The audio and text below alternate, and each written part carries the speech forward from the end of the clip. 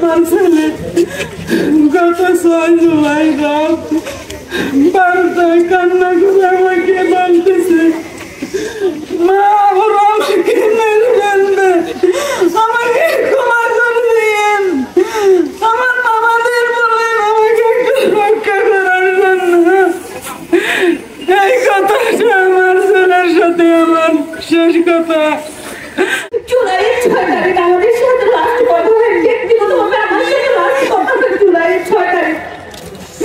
বলেছিল আন্টি আমাকে মাফ করে দিয়েন, আমাকে ওরা বাঁচতে দিবে না। তুই কি কাউকে খুন করেছিস?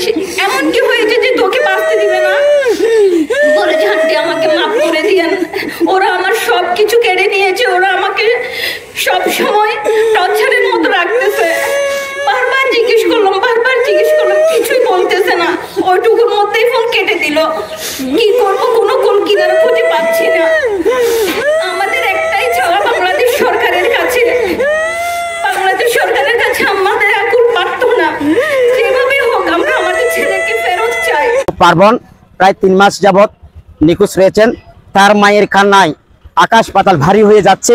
তো আমি প্রায় সময় পার্বণের মাকে সান্ত্বনা দিতে যাই, আমি সান্ত্বনা দিলেও তার চোখের জল আমি বন্ধ করতে পারছি না।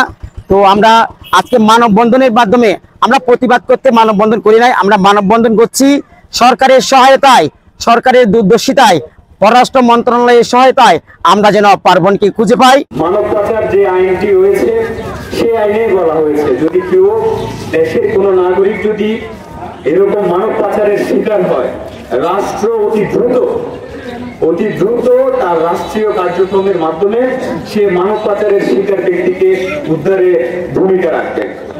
তো রাষ্ট্র এই আমাদের ভাই পার্বণ বড়ুয়া যে নিখোঁজ হলো, যে মানব পাচারের শিকার হলো, সে কি অবস্থায় আছে, কেমন আছে, সেই আপডেটটুকু আমাদেরকে এখনো পর্যন্ত দিতে পারেনি। খুব সম্ভবত পার্বণ বড়ুয়া যে নিখোঁজ হলো অনেকদিন হয়, তা আমরা কেন সেই খবরটুকু পাবো না? তার যদি আমরা সর্বশেষ খবরটুকু পাই, আমরা একটু শান্তি দিতে পারবো নিজেদেরকে।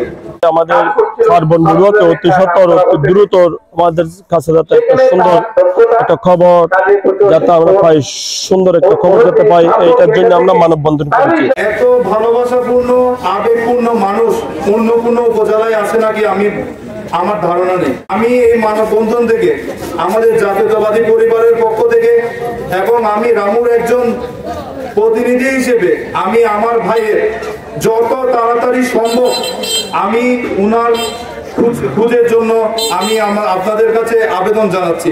আমাদের যে রিমিটের যুদ্ধ এখন হারিয়ে পাওয়া যাচ্ছে না, নিখোঁজ হয়েছে, এই পার্বণ বড়ুয়ার খোঁজ নেওয়ার জন্য আমি জোর দাবি জানাচ্ছি। আমি আশা করব আমাদের এই মানববন্ধন শুধু এখানেই সীমিত থাকবে না, এটা দেশে বিদেশে এটার খবর চলে যাবে।